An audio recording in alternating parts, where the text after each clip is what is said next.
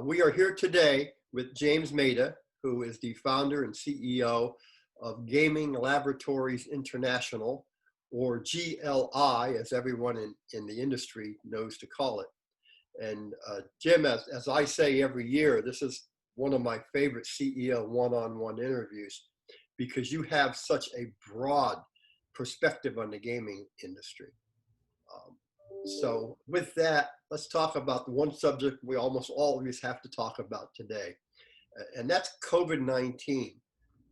Can you give us a sense of the effects that you have seen the pandemic have on the gaming industry and what ramifications that might have for the near to midterm future? Well, thanks for having me, Frank. You know, in terms of our own business, and I think there's really two different types of businesses. There's in terms of our business, that we have the land-based customers and we have the online digital sports book, sports betting, and those customers as well. And what we've seen, obviously, is in March, when everybody had to start shutting down, labs and R&D centers were still open for a period of weeks until they too started shutting down. So we saw R&D of the new supply, land-based R&D, new games, new platforms, things like that, take a temporary pause from somewhere around the middle of April through, I would say, through July. So what we've seen is a slowdown in new R&D coming out of the factories and being submitted to the lab. But since July, we've seen people getting back to work and starting to, again, ramp up their product development. One of the issues, of course, is that many of the land-based suppliers, land-based operators, I should say, are obviously behind the curve, and they're struggling with the businesses because of the restrictions that they have. So again, I tell my staff all the time, we have to wait till the casino operators come back. And then when they come back, because the people will be coming back, then things will start ramping up quite a bit. And so we're in that period now where people are coming back to the casinos, but obviously not in the numbers. We've seen regional casinos recover faster. We've seen tribal casinos, again, recover quicker. Those like in Macau and in Las Vegas and other destination places like Singapore, they have been slower to recover because of the limits on air travel and the whole leisure space. On the other side, the tale of two cities, the other side is the online. And online has been ramping up ever since this happened. You see that in the New Jersey numbers. You see that in Pennsylvania. You see that overseas in Europe and elsewhere. So the online, the suppliers really never missed a beat. And that's where we've seen a lot of mergers, acquisitions, business combinations in that area, because frankly, as America has seen, stay at home has caused technologies to be brought forward quicker, like Zoom, like what we're on right now. We would have never thought of been using this every single day. I think online and digital gaming is going to be coming quicker now to the North American region out of necessity. And so we've seen lots of activity around that. And that really has not slowed down too much. Our European offices are very busy with online. And so with our American offices. And you're seeing lots of daily developments in that space. You get a real firsthand view also of the change in gaming technology. Right. So every aspect of gaming technology needs to be certified, so it needs to go through your labs. What are some of the trends in gaming technology that you see emerging? We're starting to see, and this was actually happening earlier before COVID hit, but now again, the people are reaching through and pulling this new technology quicker to market as if than it would never ordinarily have been. What we're seeing is digital wallets, ways of paying for gaming, slot machine play, ways of paying for any wagers, any and all wagers, moving to electronic. Coins are almost not existent anymore. People don't want to touch the machines. So we're starting to see wireless ways of putting credit on a machine. So everything is becoming touchless. and we see that in our daily lives. Right now, you can get a car delivered to you in a touchless way, apparently. And I think that is the technology that we're seeing. Lots of activity on systems, updating of systems. Many also, in terms of systems, they were many customers and suppliers are getting into this idea of when someone stops playing, how to set a flag so that somebody knows to come and clean that machine. So it's ways of understanding what's going on to the floor to keep the floor clean. How do you clean the buttons? How do you clean the front panel?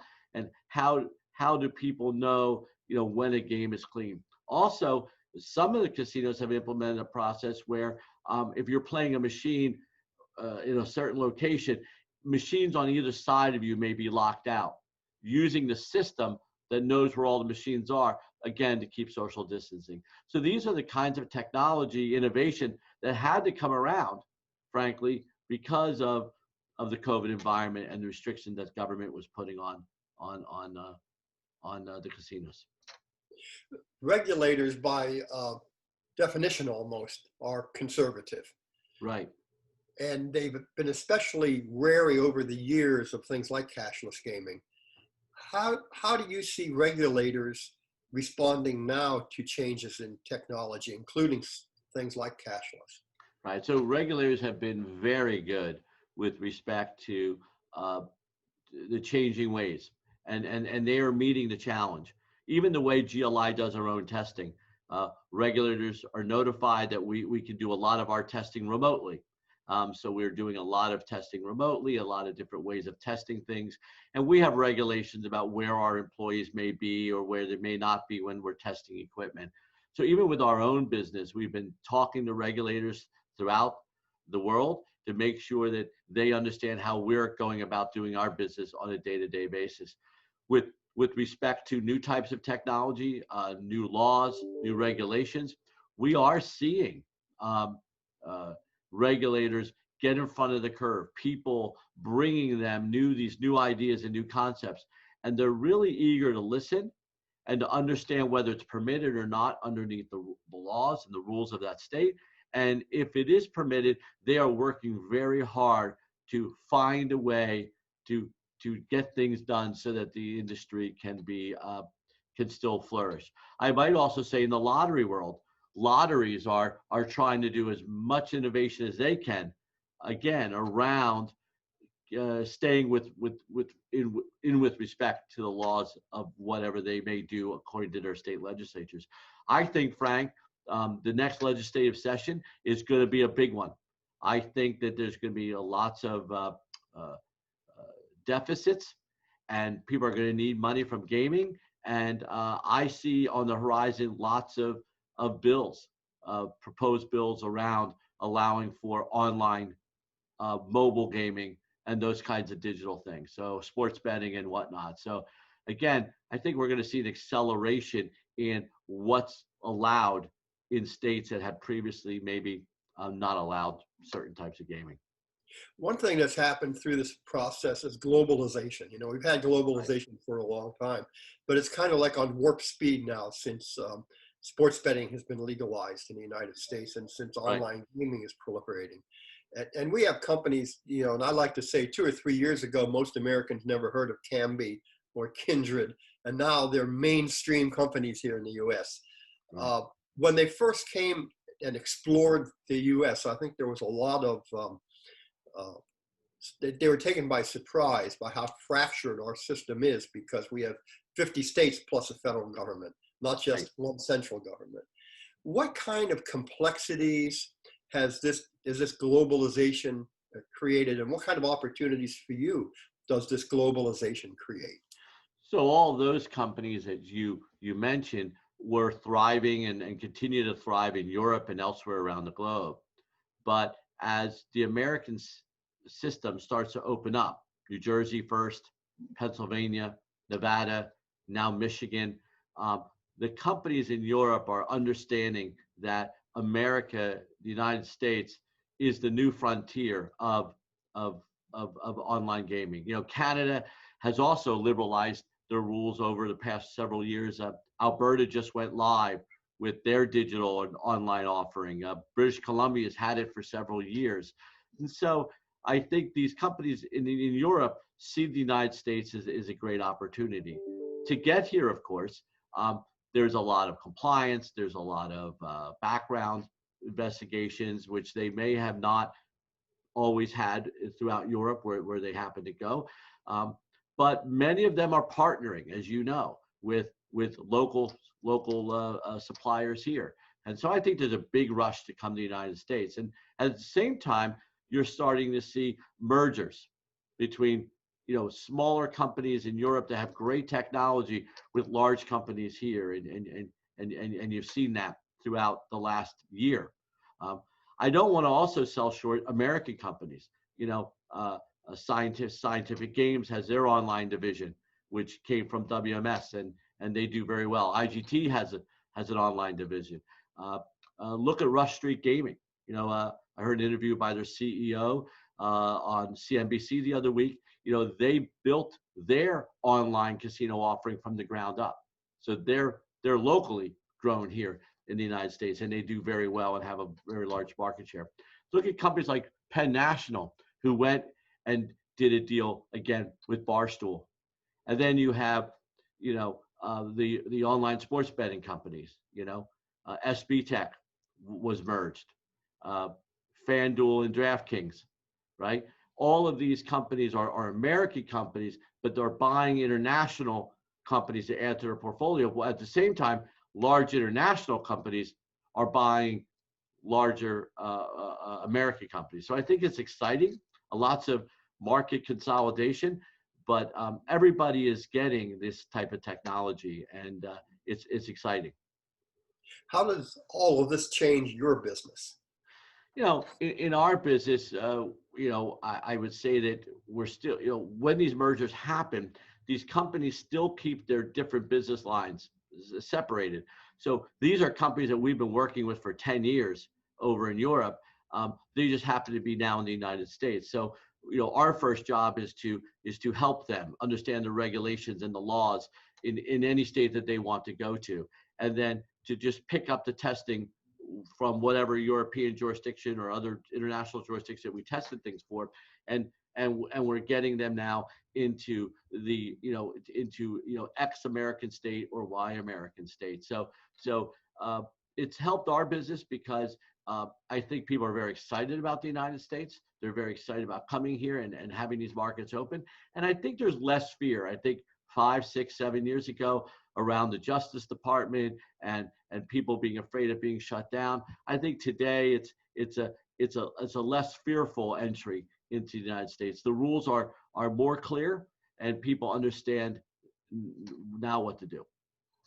You've covered a lot of territory and given us a really great overview, James. Final question. Given all of these trends, if you're to take it a step further and project out what the gaming industry might look like 3 or 4 years from now, what do you see? I have a phrase that I use with our team. I hold a town hall every 2 weeks with every employee that we have. And then each week I have multiple meetings, continuing to give feedback. And I use the phrase, the new abnormal. I do not believe that land-based is somehow doomed or somehow going to be changed. In fact, I think that once a vaccine becomes available and people are comfortable with going out, people will return to Las Vegas, and they will return to those big markets. And so I think land-based gaming will return to where it was right before the pandemic hit. At the same time, there'll be mobile offerings, sports bet, sports book, betting, all of these other ways of digitally playing as well. And I think lotteries will have more offerings. They'll have more instant scratch tickets, more, iLottery, as they like to call it. So I think in, let's say, 1 to 2 years, maybe 3 years out, the sum of the whole will be much larger than when we went into the pandemic. Right now, if you're in land-based, it's kind of scary for the land-based suppliers and the land-based operators. But that will soon ease, and people will need those great machines. They're not tearing down the casinos on the Las Vegas Strip. Right. They're going to make them bigger and better, and the technology that's in those casinos will be better than it's ever been. And when the players show up, the suppliers will meet that. So I think it's just we've accelerated um, what we thought was going to happen in 5 years. Depending on the next legislative session, it could be that we're accelerating the spread of, or the spread of online and digital gaming. And just the other week we heard of a Supreme Court decision in Kentucky that struck down certain types of these instant horse racing games. Well, 4 years ago we didn't even talk about instant horse racing games, Frank, because they were just a very small piece. And now Churchill Downs and the rest of those places in Kentucky really rely on these machines. And I'm sure the legislature will try to fix that decision in terms of legislatively get a fix for that. And I think that's a whole new up and coming area. So I think the sum of the whole in 2 years will be much brighter than if we never had this COVID. We might not have ever had these extra ways of gaming. So I think in some it's going to be scary here for a while, but I think in 2 years I'm an optimist it's going to be much better than it is. Well, that is definitely a great optimistic note on which to end. By the way, I like that title, The New Abnormal. I think you maybe ought to copyright that.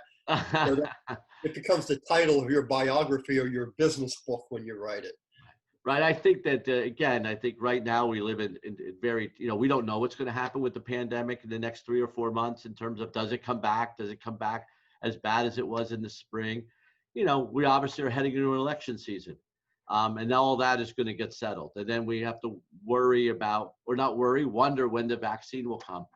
But I think next year, I think if you just take it one step at a time, put one foot in front of the next, I think by next time we talk, Frank, and in the next interview next year, I think that things will feel much better for this industry, and hopefully I'll get to see you again soon in person, and we're at the G2E show or the ICE show or wherever it is that we could actually do a show in person. Absolutely. Look forward to it.